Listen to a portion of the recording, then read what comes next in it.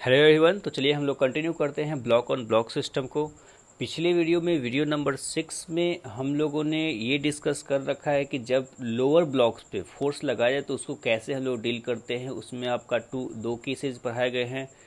एक केस में आपका ब्लॉक स्लाइड नहीं कर रहा था एक दूसरे पे, दूसरे केस में आपका ब्लॉक स्लाइड कर रहा था। तो चलिए हम लोग अब उसी पार्ट को कंटिन्यू करते हैं। और इस वीडियो में आप देख सकते हैं कि फोर्सेस को जो है अपर ब्लॉक्स पे लगाए गए हैं। आपका ये एक क्वेश्चन ये हो गया। आप नेक्स्ट क्वेश्चन में भी यही किया गया है कि फोर्सेस को अपर ब्लॉक पे लगाया गया है।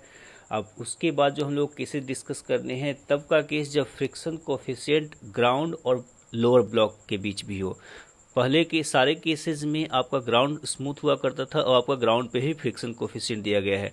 तो इन सारे केसेस को हम लोग को इस वीडियो में डिस्कस करना है। तो चलिए हम लोग क्वेश्चन नंबर 1 से शुरू करते हैं। क्वेश्चन नंबर 1 में आप देख सकते हैं कि फोर्स जो है F is equal to 20 newton लगाया गया है अपर ब्लॉक पे। कोफिशिएंट ऑफ फ्रिक्शन ग्राउंड और लोअर ब्लॉक के बीच में अभी भी आपका 0 है। और कोफिशिएंट ऑफ फ्रिक्शन 5 केजी और 3 केजी के बीच 0.5 दिया गया है। पिछले के कंपैरिजन में थोड़ा सा हमने वैल्यू चेंज किया है, जो कि आप देख सकते हैं कि 3 केजी और 5 केजी के केस में 3 केजी और 5 केजी के बीच में in between the friction coefficient was 0.4, right. और यहाँ पर हम लोग का फ्रिक्शन कोफिशिएंट 0.5 है। So that calculation is easy actually. otherwise the case it means the solution will be same still. So let's go for the solution now. तो solution में ये है कि देखिए हम लोग को पिछले केस में हम लोगों ने क्या पढ़ा। चलिए आपको रिवाइज करवाता हूँ कि पिछले केस में रूल ये हुआ करता था कि सबसे पहले मैं 3 केजी का मैक्सिमम एक्सेलेरेशन कैलकुलेट करता था, फिर आपका कंबाइन एक्सेलेरेशन कैलकुलेट किया जाता था। उसके बाद हम लोग क्या करते थे कंपैरिजन कि 3 केजी का जो मैक्सिमम एक्सेलेरेशन है वो कंबाइन से ज़्यादा है या कम है। अगर A3 मैक्स ज़्यादा हुआ करता था, जो कि ये केस है, A3 मैक्स ज़्यादा हुआ करता था, यहाँ पर है हम लोग का, हाँ A3 मैक्स जो है अगर एक कंबाइन से आपका ज़्यादा हुआ करता था, यहाँ आपको केस दिया हुआ है, तो उस केस में दोनों साथ चलते थे। हम लोग ये बोलते थे कि 3 केज जो है इतने एक्सेलेरेशन तक साथ चल सकता है, लेकिन अभी आपका एक्सेलेरेशन कंबाइनली कम है, मतलब दोनों साथ चलेंगे।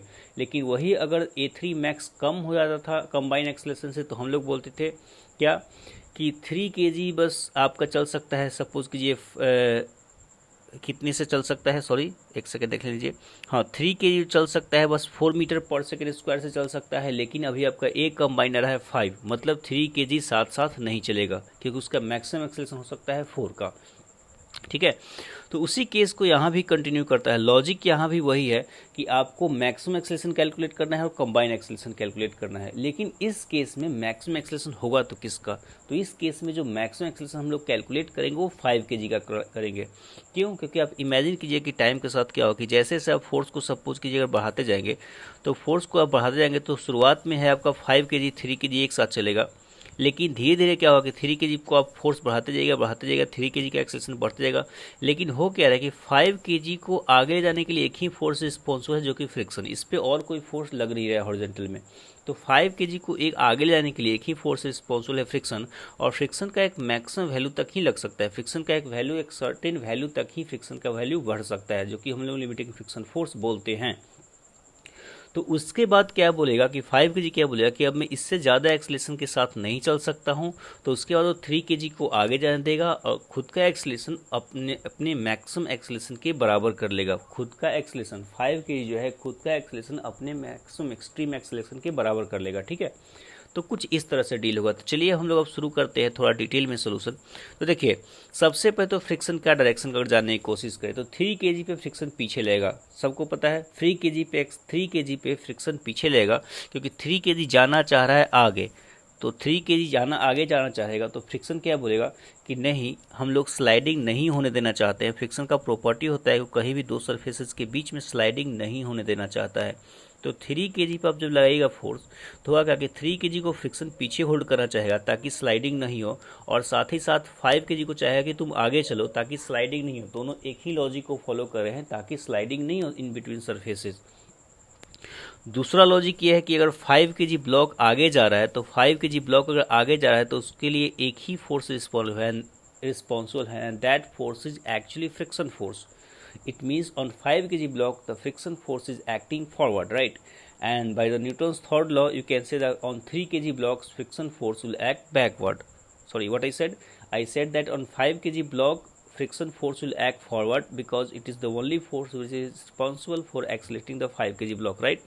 And on 3 kg block the friction force will act backward because it is according to Newton's third law. Actually, according to Newton's third law, on 3 kg block the friction force will act in backward direction, right? तो चलिए अब हम लोग शुरू करते हैं बात को। तो हम लोग ये बोल सकते हैं कि सबसे पहले हम लोग A5 मैक्स कैलकुलेट करते हैं, 5 kg का मैक्सिमम एक्सेलेरेशन। तो A5 मैक्स जो आपका है, ठीक है, उसमें A3 मैक्स कैलकुलेट करते थे कि 3 kg का एक्सेलेरेशन एक मैक्सिमम वैल्यू तक हो सकता था, इसमें आपका 5 kg का एक्सेलेरेशन होगा, ठीक है। तो फोर्सेज को दिखाए तो 5 kg ब्लॉक आपका यहाँ हो गया। फ्रिक्शन जो है, फ्रिक्शन फोर्स फॉरवर्ड एक्ट होगा और F मैक्स का वैल्यू हम लोग लिख सकते हैं यहाँ पर। कितना लिख सकते हैं, चलिए F मैक्स का डायरेक्ट वैल्यू लगाते हैं क्योंकि हम लोग को A5 मैक्स कैलकुलेट करना है। तो A5 मैक्स जो होगा, F मैक्स का जो वैल्यू हो जाएगा म्यू इंटू एक्चुअली 3g होगा, यही बात आप ध्यान रखें। म्यू इंटू कितना होगा, 3g होगा। क्यों?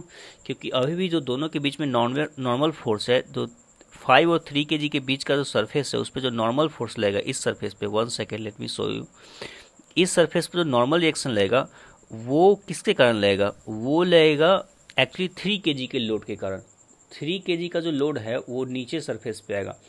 तो यहाँ पर mg जो नॉर्मल रिएक्शन है, सॉरी, वो mg आप लिखें तो 3 kg का लिखेंगे। और पता है अगर आपको ज़रूरत पड़े यहाँ पर कि यहाँ पर नॉर्मल रिएक्शन कितना होगा, तो इस सरफेस पे जो नॉर्मल रिएक्शन होगा वो 8 kg का होगा, क्योंकि 3 kg का और 5 kg का दोनों का लोड यहाँ आएगा लोअर सरफेस पे, राइट।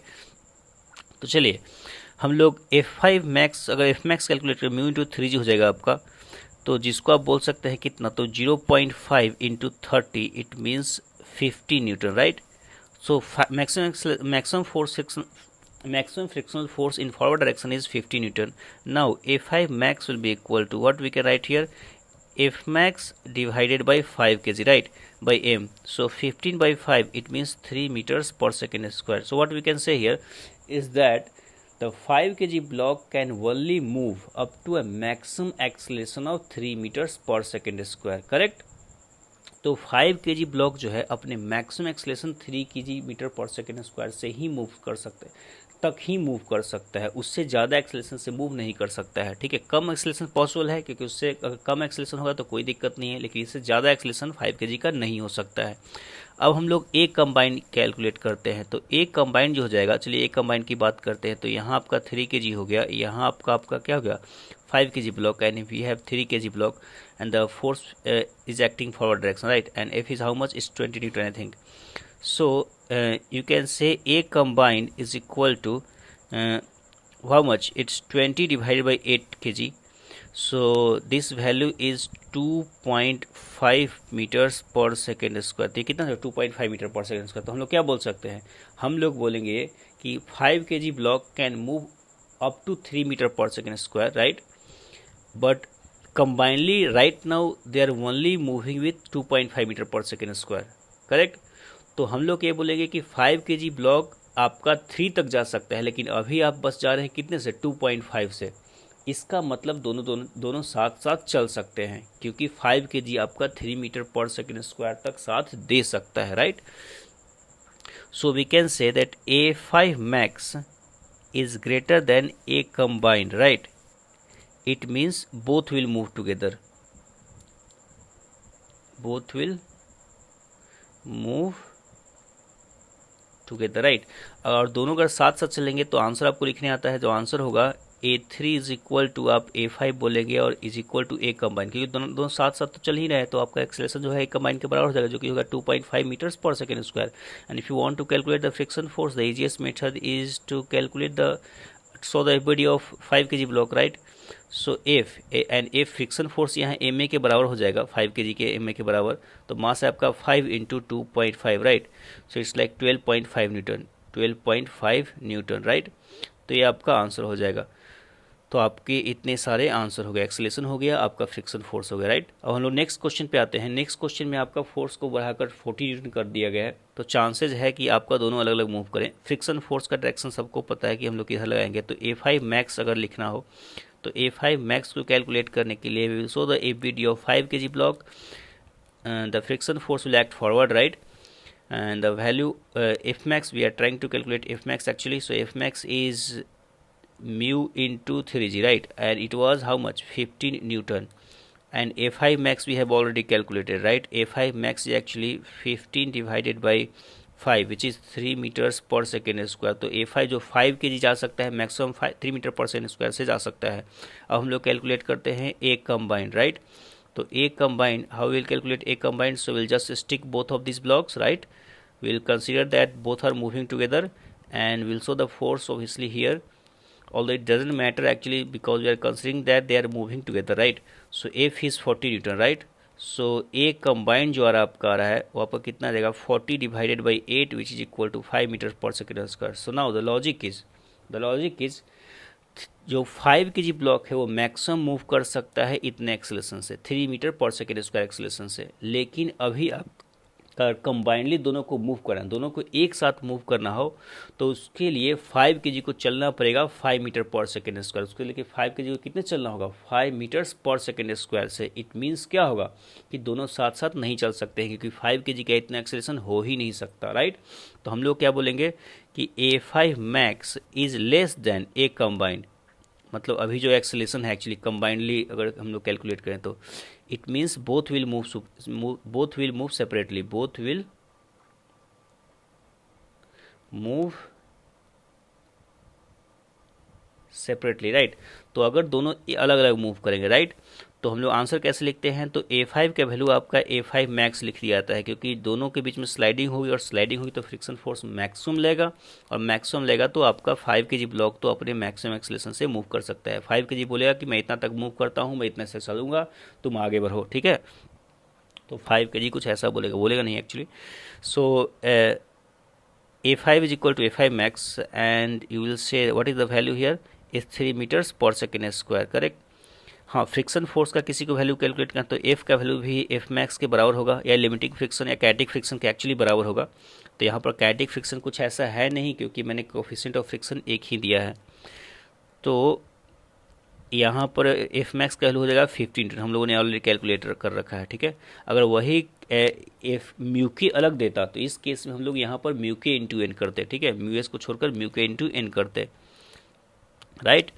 और अगर हम लोग बात करें 3 kg ब्लॉक की तो 3 kg ब्लॉक को हम लोग ऐसे करेंगे कि आपका जो फोर्स लग रहा है वो है 40 न्यूटन और 3 kg ब्लॉक है. फ्रिक्शन फोर्स जो है मैक्सिमम लग रहा है आपका, मैक्सिमम कितना लग रहा है 15 newton, right? So if you want to calculate the A3 value of A3 it means we'll say that A3, wait a second, we'll say that how much 40 minus 50 net force in forward direction, right? 40 आपका इधर लग रहा है, F capital F minus small f friction force which is equal to mass into acceleration, right? So mass आपका 3 kg into A3 आप बोल सकते हैं. तो यहाँ से आपका A3 आ जाएगा 25/3 मीटर्स पर सेकेंड स्क्वायर. तो 8.33 आपका आ जाएगा, लेकिन इसको छोड़ सकते हैं इस तरह से. तो इतने आपका एक्सेलरेशन हो जाएगा, राइट? तो आपको देखिए ये चारों क्वेश्चन जो पिछले में 2 क्वेश्चंस दिए गए हैं और इसमें जो 2 क्वेश्चन दिए गए हैं इन चारों क्वेश्चंस को बिल्कुल याद रखना है. इसको आपको जितनी बार देखें उतना बार कम है. तो इस चारों क्वेश्चन को आप याद रखिए क्योंकि रेफरेंस आपका इसी से आएगा. जब भी आप कहीं पे फंस जाएंगे तो बेसिकली आप जो बेसिक से सोचना हो तो इसी से आप सोच सकते हो. इसके अलावा आपके क्वेश्चंस काफ़ी हैं. ऐसा नहीं कि 2 ही ब्लॉक लगते हैं, आपका 3 भी ब्लॉक लग सकता है, 4 ही ब्लॉक लग सकता है. ग्राउंड में ही फ्रिक्शन दिया जा सकता है, तो कुछ भी केस किए जा सकते हैं. तो आप रेफरेंस के लिए इनको यूज कर सकते हैं. कुछ क्वेश्चंस आपका रेफरेंस के लिए हमेशा होते हैं, तो यहाँ पर रेफरेंस के लिए इन सारे क्वेश्चंस को यूज कर सकते हैं so that you can know the what is the direction of friction force, how we can calculate, how we can figure out that they will move together और नॉट. तो ये सब चीज़ें कि दोनों साथ साथ चलेंगे या नहीं चलेंगे, ये सब फिगर आउट करने के लिए हम लोग को इन क्वेश्चंस को रेफरेंस में लेना है, ठीक है? उसके अलावा तो अब चलिए हम क्वेश्चन एक और देखते हैं. यहाँ पर 2 क्वेश्चन और हैं. अब देखिए इन सारे क्वेश्चंस में जो है, इन सारे क्वेश्चंस में जो फ्रिक्शन फोर्स अब लोअर सरफेस पे भी दिए गए हैं. फ्रिक्शन फोर्स क्या की दिए गए हैं, लोअर सरफेस पे भी दिए गए हैं, ठीक है? तो तरीका अभी भी वही है कि अभी देखिए मैं फोर्स जो F लगा रहा हूँ 40 न्यूटन को लोअर सरफेस पे लगा रहा हूँ, मतलब लोअर ब्लॉक्स पे लगा रहा हूँ, ब्लॉक पे 5 kg पे.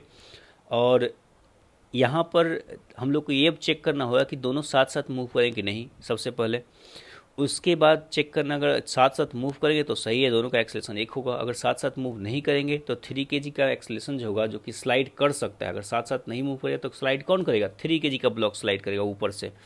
तो 3 kg का ब्लॉक का हम लोग मैक्सिमम एक्सेलरेशन लिख देंगे, अगर साथ साथ नहीं मूव कर रहा है तो साथ साथ नहीं मूव करने पे 3 kg का एक्सेलरेशन जो है मैक्सिमम के बराबर हो जाएगा, और 5 kg के लिए हम लोग एबीडी डायग्राम ड्रॉ कर देंगे। ठीक है, तो रेफरेंस अभी वही है।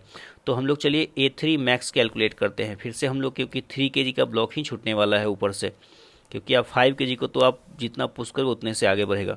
तो 3 kg का अगर मैक्सिमम एक्सेलरेशन, तो ऑब्वियस ही बात है कि जो फ्रिक्शन फोर्स होगा वो मैक्सिमम 3 kg पे आपका mu into, actually mu 2 into 3g आप करेंगे, और यहाँ से A3 मैक्स का जो वैल्यू हो जाएगा, आप फ्रिक्शन फोर्स डिवाइडेड मास, तो mu 2 into 3g divided by 3 आप करेंगे तो आपका आ जाएगा म्यू 2g, राइट, जिसको हम लोग ऑलरेडी जानते थे 5 मीटर्स पर सेकेंड स्क्वायर होगा। तो बोलेंगे क्या कि 3 kg जो मूव कर सकता है मैक्सिमम 5 मीटर्स पर सेकेंड स्क्वायर से मूव कर सकता है। ठीक है, अब कंबाइंडली दोनों को देखा जाए। ठीक है, तो कंबाइंड जो एक कंबाइन हो गया है, हम लोग दोनों को एक साथ स्टिक कर देंगे, ये 5 kg हो गया, 3 kg हो गया।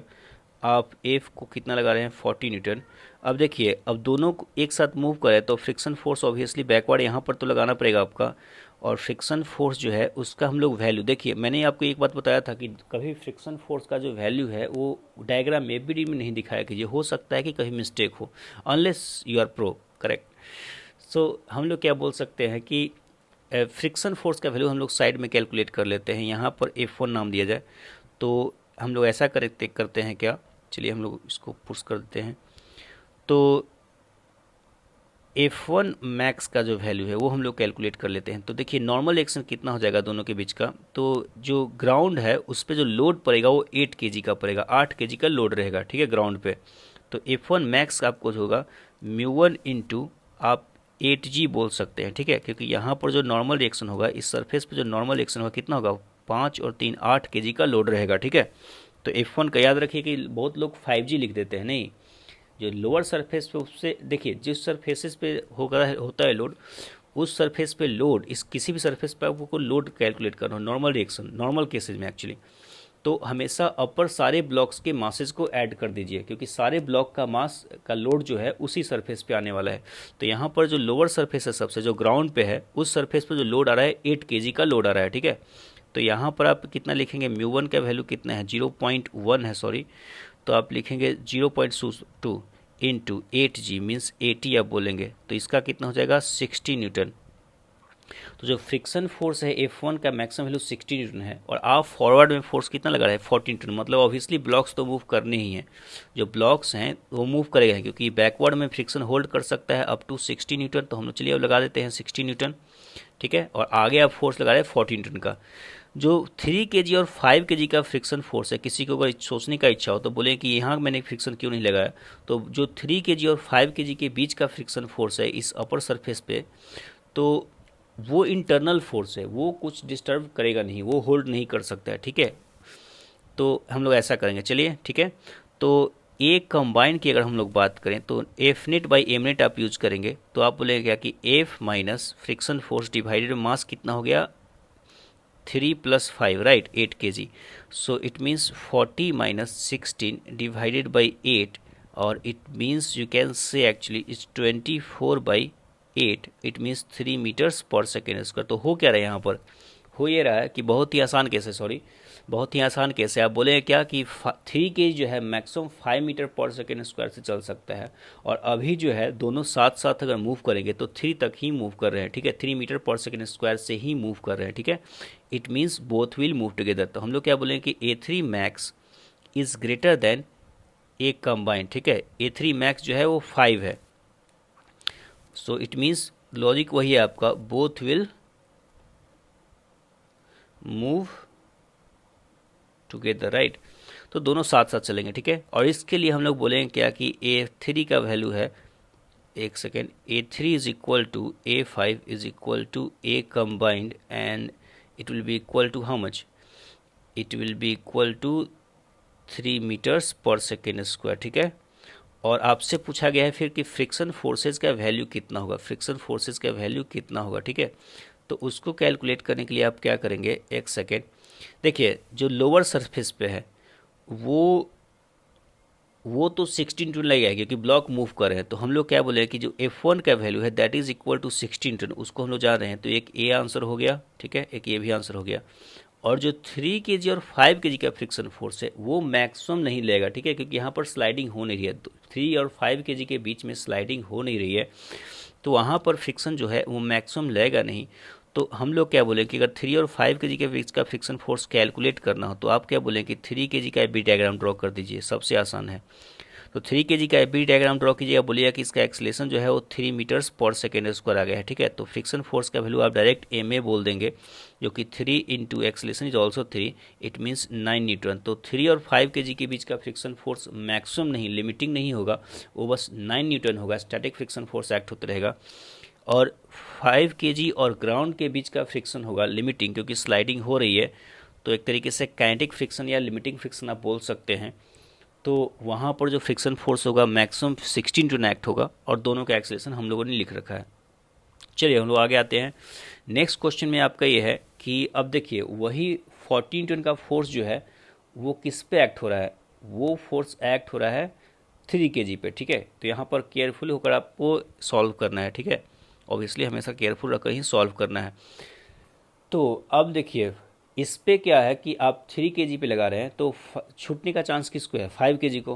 5 kg बोल सकता है कि नहीं मैं नहीं उतने एक्सेलेरेशन जा पाऊंगा। तो देखिए ऐसे केसेस में एक बात होता है, मैक्सिमम टाइम जो चांसेस होते हैं आपको ये चेक करना होता है कि 5 kg मूव करेगा या नहीं करेगा, ठीक है। ऐसा होता है इसमें कि मूव नहीं करे, मोस्ट ऑफ टाइम ऐसा होता है, ठीक है। अब पता हो कैसे चलेगा, तो पता चलेगा कि दोनों के बीच सरफेसेज में वो फ्रिक्शन फोर्स कितना है, मतलब लोअर सरफेस में कितना है, अपर सरफेस में कितना है। तो हम लोग 5 kg का डिस्कशन करें, ठीक है।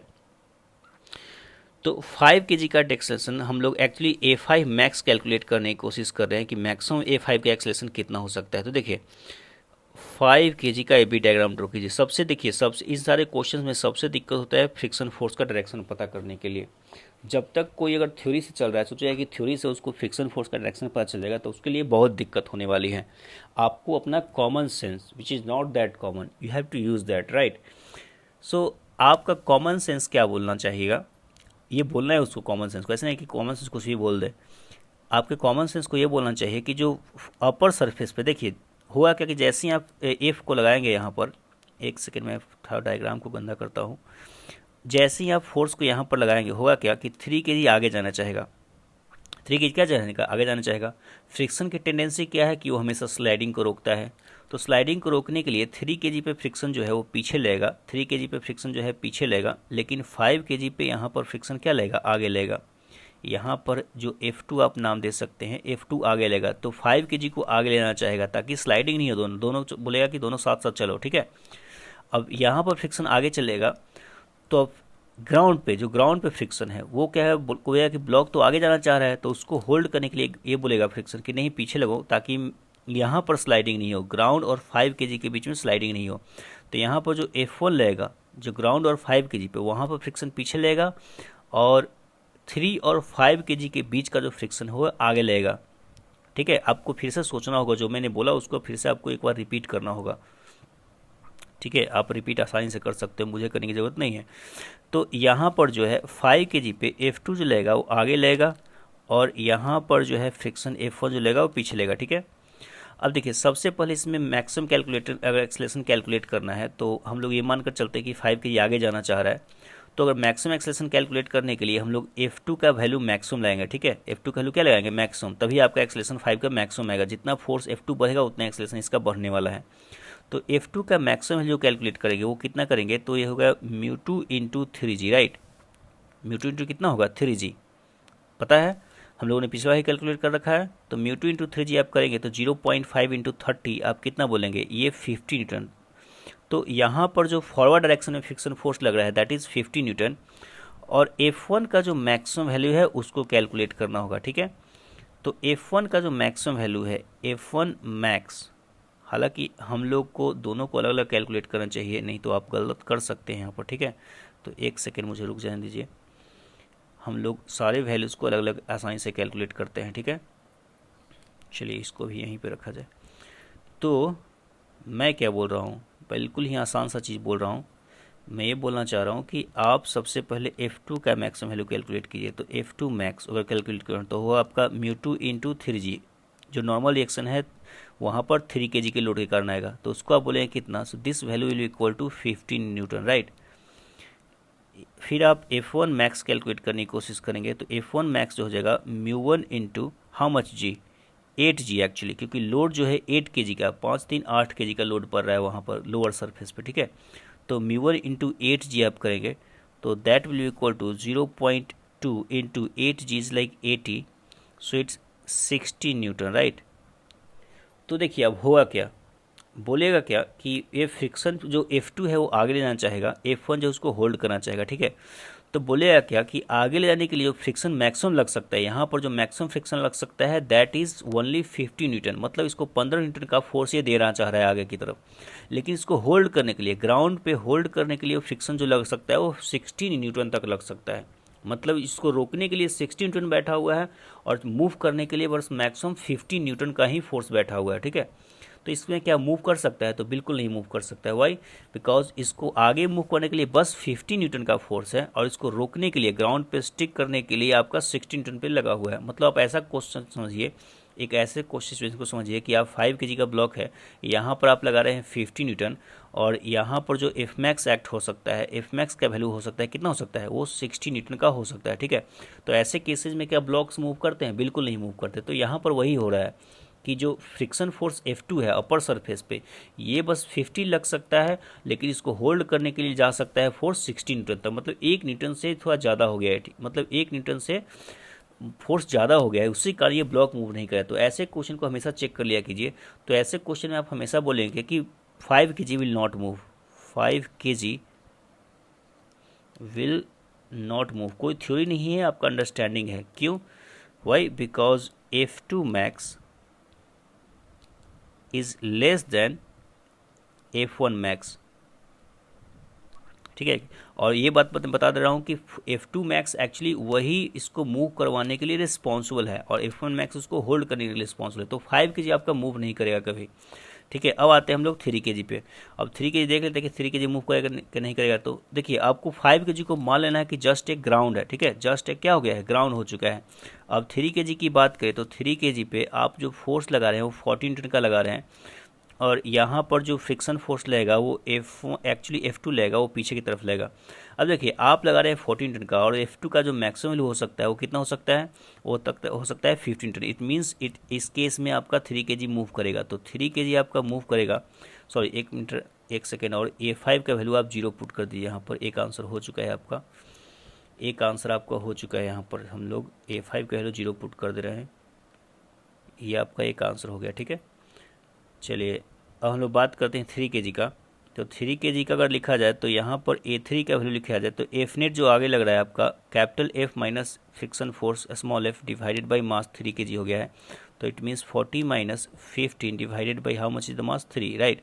सो इट मीन्स A3 जो हो गया है वो हो गया 25/3। तो 3 kg आपका 25/3 से मूव करेगा मीटर्स पर सेकेंड स्क्वायर, करेक्ट, 25/3 मीटर्स पर सेकेंड स्क्वायर। 1 सेकेंड, हम लोग का लास्ट टाइम भी इतना ही कुछ आ रहा था आंसर।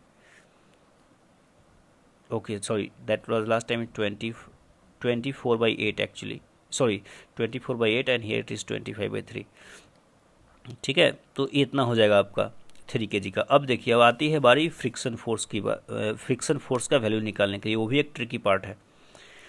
देखिए तो यहाँ पर तो 3 kg और 5 kg का के बीच स्लाइडिंग हो रही है, तो हम लोग ये बोल सकते हैं कि एक ये भी आंसर हो गया, सॉरी यहाँ भी मैं एक आंसर लिख लेता हूँ। तो यहाँ पर अगर स्लाइडिंग हो रही है 3 और 5 kg के बीच स्लाइडिंग हो रही है, तो हम लोग बोल सकते हैं कि friction between 3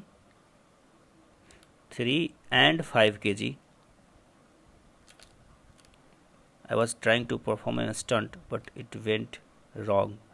So friction between 3 and 5 kg is F2 and that will equal to 15 N। यहाँ पर स्लाइडिंग हो रही है, लेकिन अब देखिए 5 kg के बीच में और ग्राउंड के बीच में फ्रिक्शन कैसे निकलेगा। तो यहाँ पर तो पता है हम लोगों को कि F2 का वैल्यू हो गया है वो 15 N हो गया है, लेकिन क्या F1 का वैल्यू हम लोग का मैक्सिमम 16 N लगाएंगे, जो कि हम लोगों ने ऑलरेडी कैलकुलेट कर रखा है। देखिए F1 का जो वैल्यू है वो F1 मैक्स कितना कैलकुलेट कर रखा है 60 न्यूटन, यहाँ पर लिखा हुआ है, ठीक है, यहाँ पर। तो क्या हम लोग 60 न्यूटन लगाएंगे? तो बिल्कुल नहीं। देखिए 5 केजी जो है उसको वो तो मूव कर नहीं रहा है, तो F1 का जो वैल्यू होगा एग्जैक्टली 50 न्यूटन ही लेगा। नहीं तो आप 16 न्यूटन लगाएं तो F1 जो 5 केजी है वो पीछे की तरफ जाना होगा, जो कि पॉसिबल ही नहीं है। अगर आप यहाँ पर 16 न्यूटन लगाएंगे तो आप क्या बोलेंगे कि 5 केजी पीछे की तरफ जाएगा, जो कि पॉसिबल है नहीं। तो F1 का वैल्यू जो है हमेशा F2 को मैच करता है ऐसे केसेस में, ताकि नेट फोर्स आपका जीरो हो जाए। तो F1 जो होगा, जो ग्राउंड और 5 केजी के बीच का फ्रिक्शन होगा, that is also equal to F2 and that is also equal to 50 newton.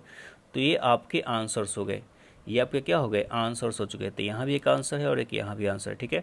तो इस वीडियो में इतना ही। आप ऐसे क्वेश्चंस को और प्रैक्टिस कीजिए, ठीक है। ऐसे क्वेश्चंस प्रैक्टिस के लिए बहुत जरूरी है। ऐसे क्वेश्चन को आप प्रैक्टिस करेंगे तो आप कभी फ्रिक्शन के डायरेक्शन में नहीं कम से कम फंस सकते हैं। आप ऐसे खुद से फ्रिक्शन का वैल्यू आप चेंज कीजिए, इसको प्रैक्टिस किए, तो आप एटलीस्ट आपको ये होगा कि फ्रिक्शन के डायरेक्शन में आप कभी नहीं अटक सकते हैं ऐसे केसेस में या किसी भी केस में। तो ये आपके लिए बहुत ज़्यादा ज़रूरी है। तो चलिए इस वीडियो में इतना ही है, काफ़ी लंबा हो चुका है वीडियो, थोड़ा कॉम्प्लिकेटेड है। इस क्वेश्चन को आप 8-9 बार रिवाइज कीजिए। आप रोज़ खुद से सोचिए, ऐसा नहीं कि मेरी लॉजिक से आप काम कीजिए। आप अपना खुद का एक फंडामेंटल मेथड बनाइए और सोचिए कि मैं इस क्वेश्चन में ऐसे प्रोसीड करूँगा, ये एक तरीका होता है, ठीक है। तो चलिए तब तक के लिए